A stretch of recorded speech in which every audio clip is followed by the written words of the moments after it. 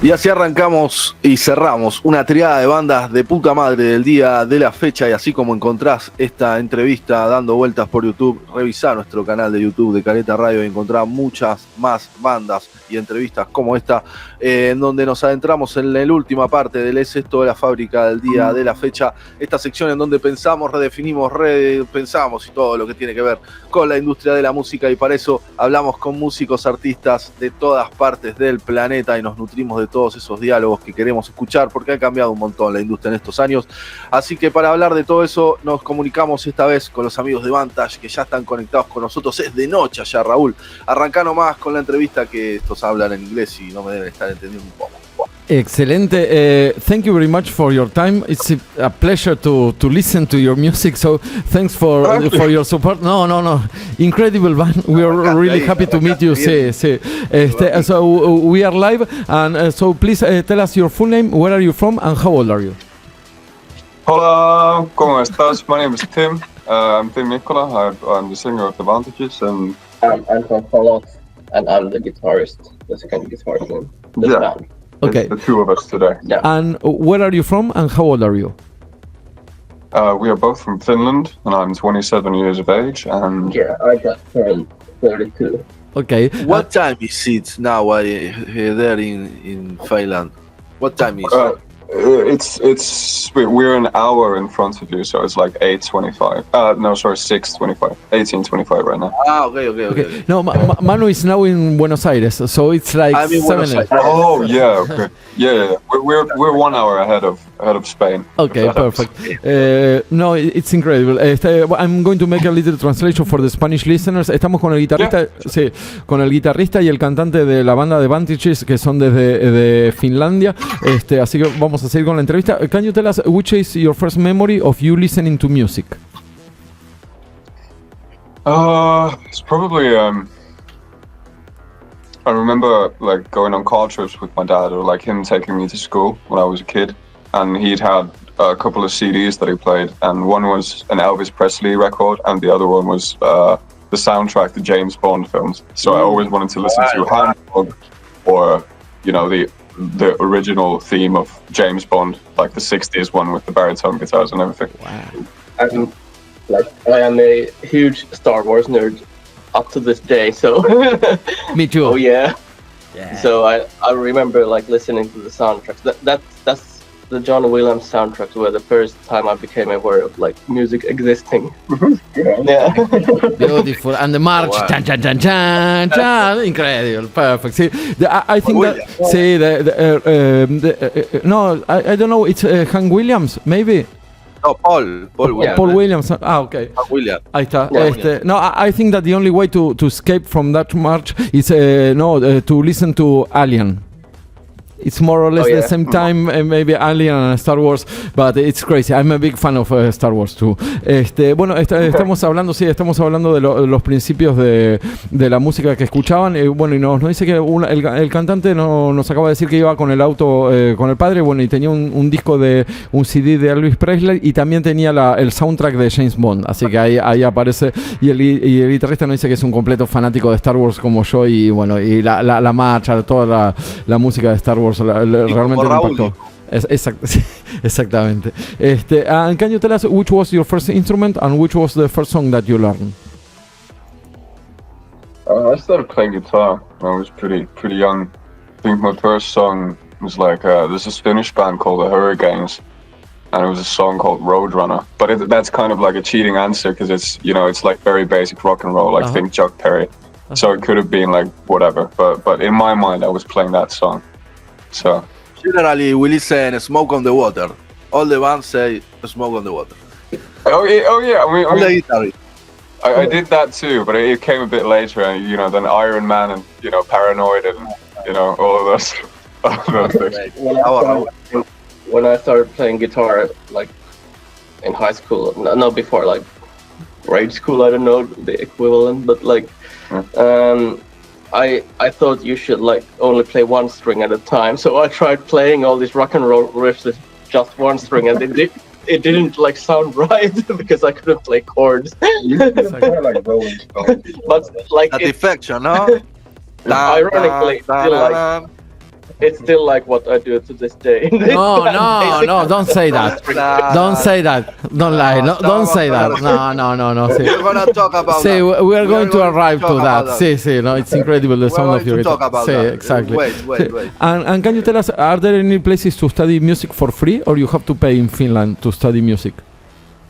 There's a lot of conservatories. Well, not a lot, but there's conservatories like scattered around in Finland, and most of, well, all education basically is free in Finland, except for like private schools or something like that. So we actually met in school. We studied together in the same conservatory. Nice. And can you tell us which was the first concert that you went? I remember it being, I think it was a Alice Cooper concert at least. Yeah. In 20 Finland? years ago or something like. Yeah. Wow. I also met one of my best friends there, like queuing there. We were just teenagers. Wow. One of the best show I ever seen. Yeah. Wow. Alice Cooper, excellent show. It is. For me, it was there's this rap artist in Finland called Asa, who we got tickets to his show, and we went to see Asa. I think I was like 15 or something. I lived in a very small town, so there wasn't a lot of gigs going around. But we did that, and we got absolutely hammered in the parking lot and everything before it. So we had good times. Excelente. Excelente. Muy bueno lo que acaba de decir. Alice Cooper se corta la cabeza, Raúl. Sí. Manu is talking, he remembers the show of Alice Cooper and he's completely like, wow. He cut his head.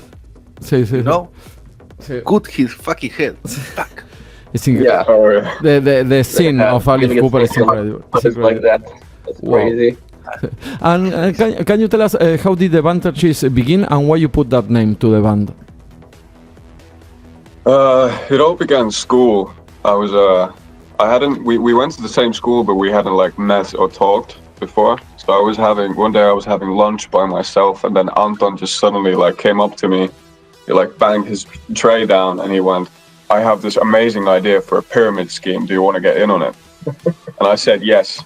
And it was like a joke. I can't remember, but that was like the first interaction that we had. And then like later, that's how we became friends. And later I showed him like a couple of songs that I've made, like just by myself. I had them lying around and he was like, "Oh, we should totally start a band." And I was like, "Nah, I'm good." And he just kept pestering me for like 5 years or something like that. It's like, we should start a band. And then in the end I was like, yeah, okay. 5 years. You have to wait 5 years. No, why? No, incredible. Wow. It was closer to 2. Yeah. Realistically speaking. And then COVID hit, so we okay. The COVID. Sorry, tricky. Okay. I mean, yeah. That's like the short story of it. And the name, I kind of shot myself in the foot with the name because in the beginning we had a long list of like possible names, and it was a long, like very like begrudgingly bad list of like bad names, which like the other one was like worse than the one before. And I was really adamant about the fact that I did not want the name to have the or any sort of plural in the end, because we shouldn't. That's such a basic indie rock thing to do. And then in the end, I came up with the VANTAGES, and we just went with it. It's okay. So I completely turned myself. It was actually supposed to be something else, but before the VANTAGES, we already settled on it. Then we Googled it, and it was like this Canadian like medical marijuana company. And I actually emailed them like, "Can we use this name for a band?" And they said no. And we said, "Well, fuck you."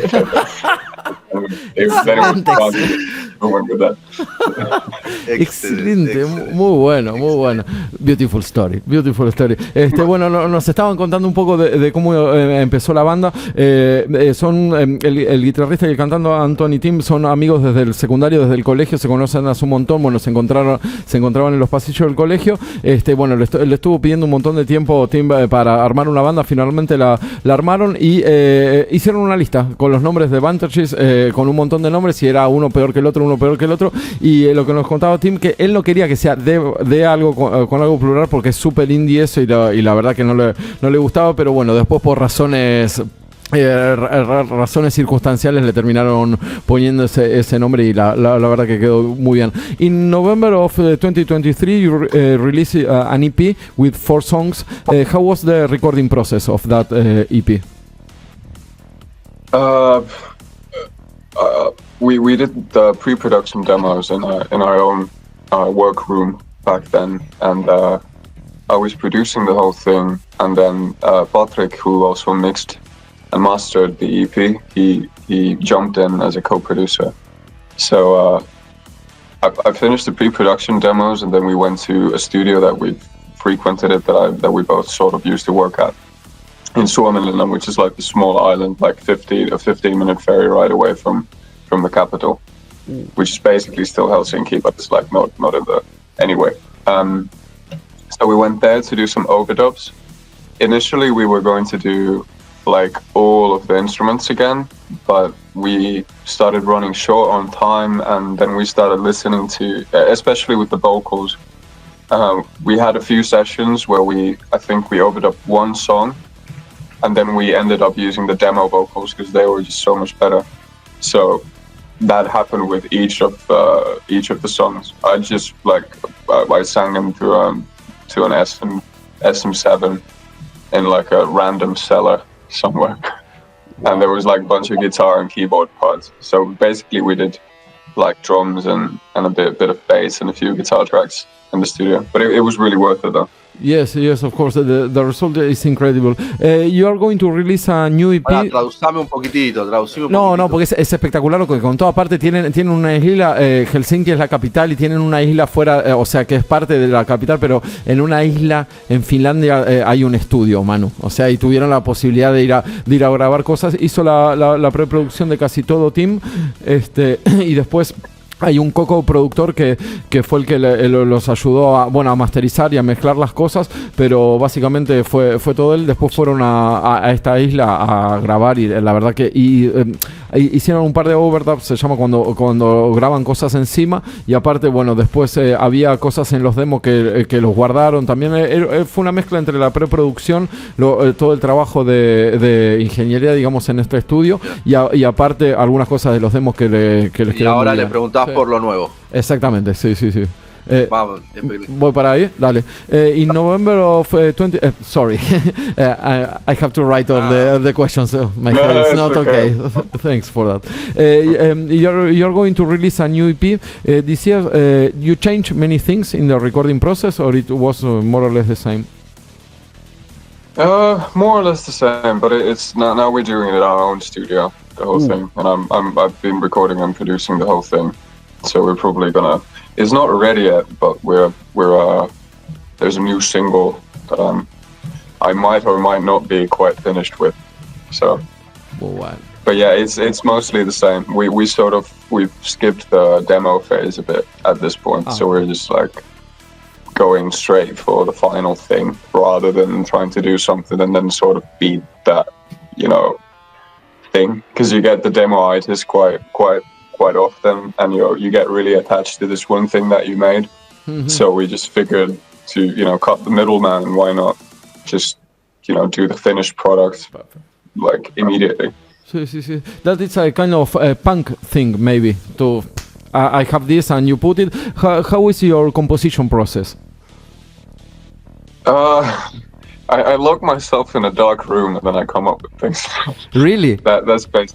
Yeah. I mean, I like to, like in the beginning, I like to work alone a lot. So I basically make these it's like a minute or something. Sometimes it's the chorus, sometimes it's a verse and a chorus, or just an intro or an instrumental. Then I work on those, and once I myself get sort of excited about something, I send it to the guys, and then we have a bunch, and then there's one that sticks out, and everybody feels like, yeah, I'd really like to listen to like 3 more minutes of this thing. So we sort of take that, and I keep working on it, and at some point, like, all of the guys jump in, and then we just, finish it. No, but I have it's my personal opinion that you are a band that you can listen to a whole album, you know, not only a single. For me, that is personal, because it's nice to put one before the other songs, no? That is a personal opinion. Can you tell us what did the lyrics talk about? It was basically me trauma dumping. It was like a relationships that really didn't go too well.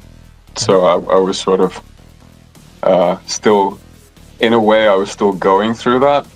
I was sort of like there was a lot had happened, and I didn't really have the time or the energy to sort of think about them too much. And when I started writing, they were the first things that were in my mind. So I wrote them down, and that's basically what they were. It's just, they're basically pieces of my diary, in a way. Muy bueno. Manu. Traducí un poquito. Sí, le estaba comentando otra cosa muy interesante también que contaban. El primer proceso de grabación fue con preproducción, bla, bla, y algo muy interesante, Manu, que está bueno para todas las bandas en general, que ellos al tener un estudio propio, you have your own studio now, cortaron el tema de los demos. Entonces eso está bueno porque en vez de estar grabando y quedar, ellos dicen attach, quedarte agarrado de las primeras... Atrapado. Sí, atrapado, ahí está, en las primeras ideas, o sea, tiene la capacidad de ir y grabar y después elegir un montón dentro de todas esas ideas, elegir. Así que tienen un estudio propio y pueden hacer eso, cortaron lo de los demos, sí. Y después para cerrar lo que nos decía, lo de las letras, él pasó por un montón de dramas sentimentales, y bueno, hablan sobre eso las letras. Entiendo que hay 2 guitarristas, pero se escuchan 20 guitarras en cada canción de fondo dando vueltas. ¿Eso es todo de él? ¿Lo hablan entre las 2 guitarras? ¿Cómo componen toda esa pared de guitarras que hay atrás? Manu wants to know, Manu is a guitar player, and you have like a wall of sound with the guitar. How do you compose that? I write a bunch of the guitar stuff as well. Yeah, but how do you decide which is the process, no, to get that wall of sound with the guitars? If you mean like production-wise, it's we have a lot of low tunings. I think our guitars have been it's in C standard, so it's pretty low, and you just you stack a bunch of things to get that sort of like the wall of sounding. There's a lot of like delay on everything, basically a lot of like modulation going on. So I'm a really big fan of like rotaries, using like if you take like a 70s like Roland chorus, then just using like the vibrato channel instead of the chorus, and a lot of delay and spring reverb basically, and then you play one thing and then you make a double when you don't mic up the cabinet from up close, but you just the room, like the ambience of it, so you get this sort of big thing. And it also sounds nicer when you hard band stuff, you don't get that sort of, it doesn't sound lonely in your left ear because it has like this, it feels like it's in the space. Exactly. But it's sort of like it's a dangerous thing to sort of do, because the more you put stuff on each side, on one another, it can, it'll just become like a porridge. You can't like hear anything. So you have to know when to stop. And I don't know if I know when to stop every time, but it's I would use like very little like 80s style or metal style distortion, like this classic Marshall or I don't know, Mesa Boogie type of distortion. We mostly use just like fat fuzz pedals and stuff like that to achieve like the distorted sounds. Quite like a overcharged version of a 60s tone, like the Satisfaction style. Yeah. I love like not even big muffs, but more like a Royer fuzz or something like that. Yeah. I like the way you do in Leather Jacket, that song, the guitars of that song. I love that. Oh, thank you. It was really good. I've been a big fan of like the baritone thing. Can you pass me that? I hope the baritone guitar. The people in the radio are not going to see it, but it was this one. Ooh. So it's a 6-string bass that it was played on, but it's it's been tuned up to like a beat. Sí. But that would be a bass. Because I'm a big fan of like the Clint Eastwood stuff. Well, not Clint Eastwood, but like the Ennio Morricone stuff. Sí. So you know back in those like the they call them like spaghetti westerns, but like in The Good, the Bad, and Ugly and everything like that, the soundtracks they were usually played with a 6-string bass instead of a guitar. So that's how you get that sound, and that was actually the sound that was in Leather Jacket. Manu, le voy a hacer una invitación en vivo, pero creo que corresponde. We are going to make maybe in some future a special show about soundtracks. Maybe we can call you both. Yeah, for sure. See, and we are going to speak 4 hours about only Star Wars. So, no problem with that. No, pero hay que hacer, Manu, un especial de soundtrack. Sí, que participen todo porque es súper interesante y aparte es la primera. You're the first. You're the first band that speaks about the soundtracks, and I think that is really the soundtracks is everywhere. You know, it's like you watch a film and the music it's on your head always. Sí, it's really interesting. Yeah, beautiful. Sí. Manu, ¿tenés alguna otra? Sí, totalmente. ¿Alguna otra pregunta? No. Yo le quería preguntar, did you study recording process or you... Recording process. I started when I was a kid.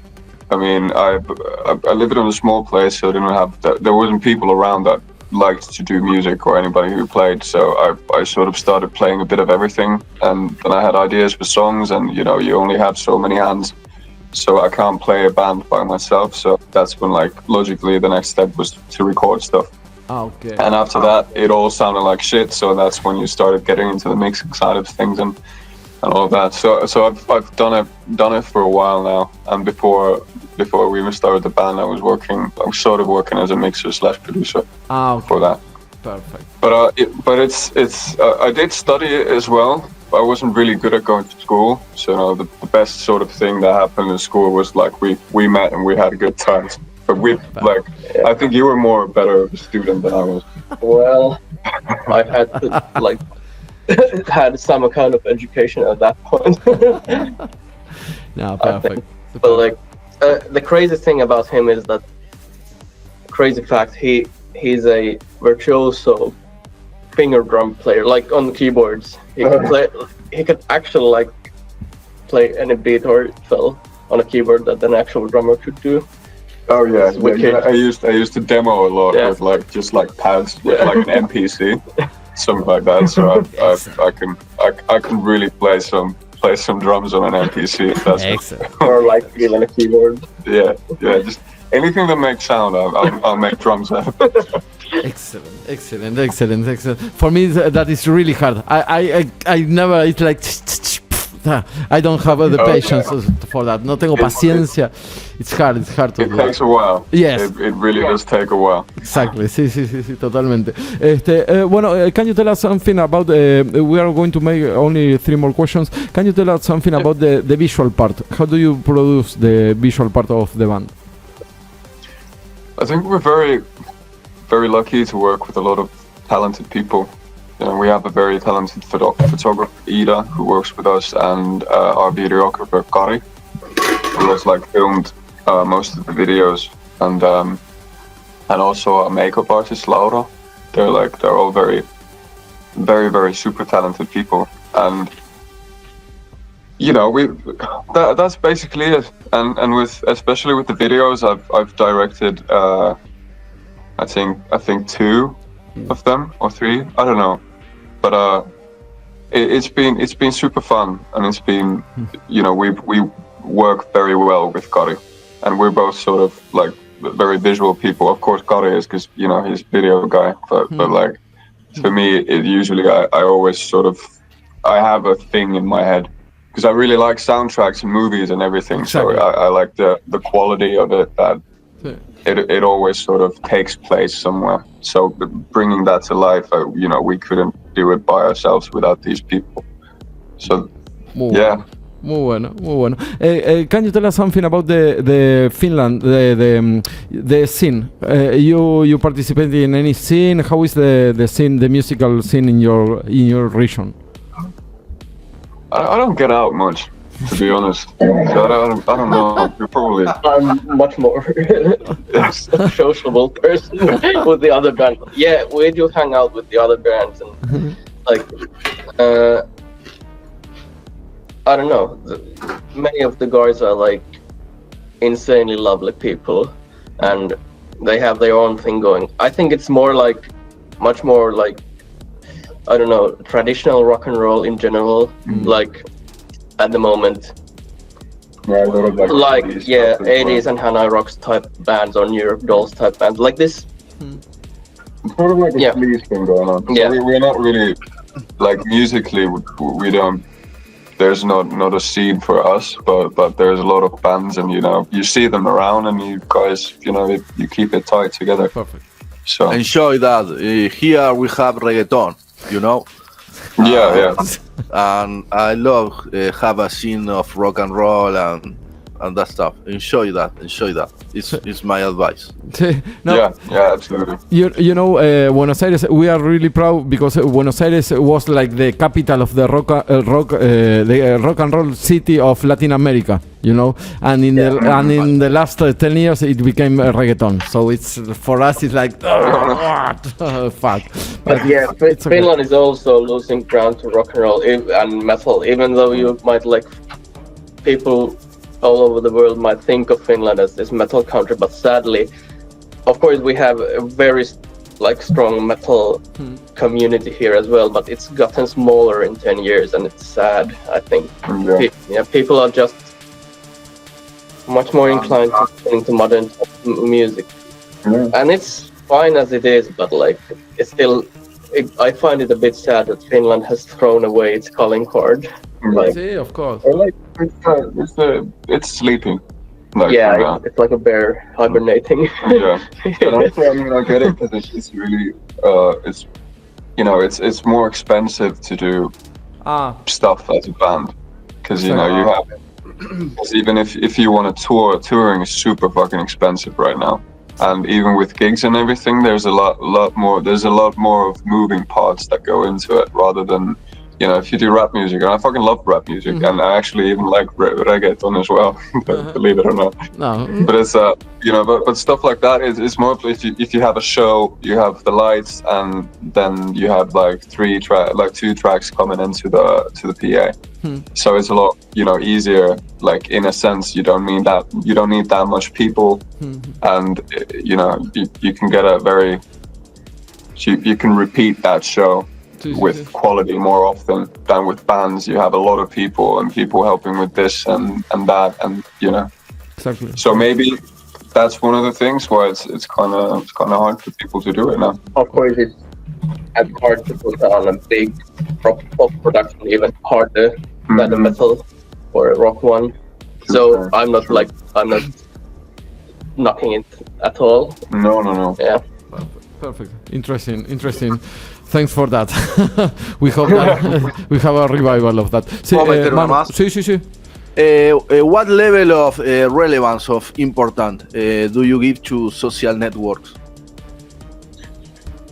Do you mean like how we feel about social media in general? On the Vantage. Yeah. I think it's a tool. It's a thing that that's where things are happening now, like, regardless of how you feel about it, if you like it or not. And I think, we're not sort of very social media people, I think, but it's something that we dabble in, and something that we try to do, because it's the wonderful thing about living in this particular moment that we are in right now is the fact that you can make a song and you can put it up online and reach basically the whole world where people have an internet connection, like in an instant. Yeah, and especially with social media, and it's like 20 years ago we couldn't be doing what we're doing right now without a label and a lot of other people involved. So it's easier to be independent, and I think social media and with the technological advances with recording gear, it's democratized music a lot more. So it's more of a thing that anybody can do. It's a bit like football. as opposed to like playing hockey or something like that. Everybody can play football because you basically need legs and a ball, and you can do that. It's like the fucking sport of the people. But with ice hockey, you need a fucking rink. You need like these and this gear and fucking that and what other, and it's super expensive. So I mean, it's a good. I think it's a good thing where things are going. Manu, le pregunto por lo de Zuno que acabamos de escuchar, a ver qué es lo que le parece. Si tenés ganas, sí, no, pues me parece interesante la. We want Pero no le pongas el audio. No. We want your opinion because we have just listened to an audio from Zuno, the AI, the intelligence artificial page that you can. You know Zuno. Well, the owner of Zuno says that maybe in some years it's going to be completely easy to make music, you know. And he says he told everybody that making music was bored. The way that we are making music now, you know, like play a guitar and that thing, kind of thing is bored. So now you have an AI and you can play, you can make music easier. What do you think about that? Well, I actually saw the Suno thing about like the guy saying, yeah, like I saw the interview and I wasn't like, I think it's a bit shit, to be honest. I mean, like, of course, like. AI is a tool, and you can use it, and you should use it for a lot of things. And it's like, I would say that it's like the new revolutionary thing in a sense that when the internet came out, you know. But like, and imagine like what kind of soundscape it can create. Like,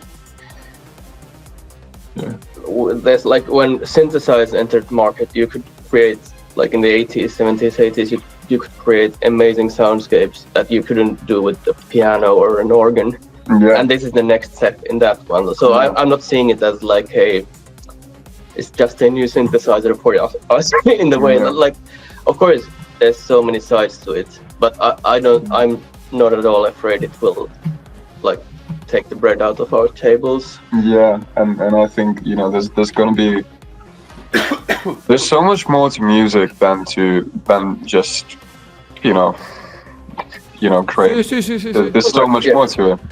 That's the thing, because it's self-expression basically. You're thanks for that. Thanks for that. Yeah, you're trying to like share an emotion. You're trying to tell a story or something like that. And it's more of like like anybody can play a quick solo as well. Like if you really fucking want to do that, you can rehearse anything, but you can play 3 notes in a way that's super meaningful, the same way that you can play 3 million notes that are super meaningful. It's just like the way that it makes you feel. Thanks for that. At least for now the AI doesn't have the way of expression, but thanks for that. I need that to breathe.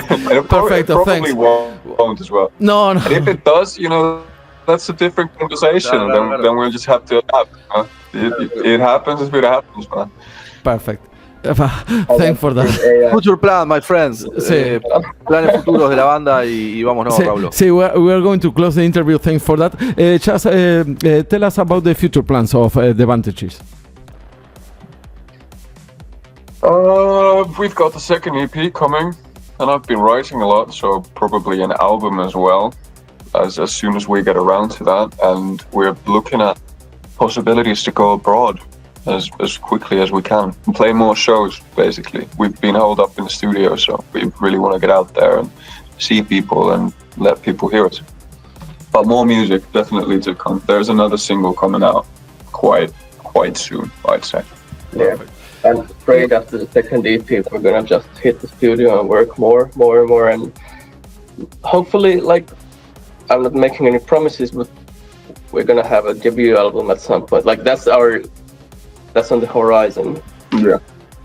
Perfect. Not this year, not maybe necessarily next year, but we'll see. But like, yeah, that's our like first big step. Pero falta un montón. Para el año que viene falta un montón. Sí, no, next year it's 2026. You know, we want now the music. No. Incredible. No. No, it's been really a pleasure to meet you. We are going to close the interview. We are going to see a really pleasure. We are going to listen to Alone. What does that song represent to you? For me, it represents change. In a way, it was like the sort of lyrics and everything, that the theme that the EP had. It was sort of like this. It was the last song that we did for the EP, and for me, it was like a chapter closing, and it was a good one. It was my favorite when we were working on the EP. It was my favorite song. Mine too. Beautiful. Thank you very much for your time. See, we are going to send you some links on the interview when the live show ends. Thank you very much for your time. See you. Gracias por invitarnos. Qué grande. Thank you. Bye. Bye. Thanks. Bye.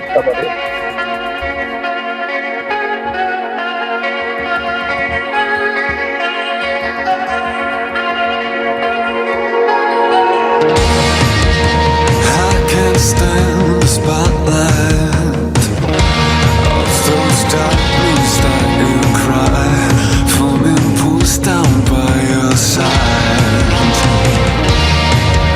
I thought there'd be a way to let you down more slowly, but you and I both know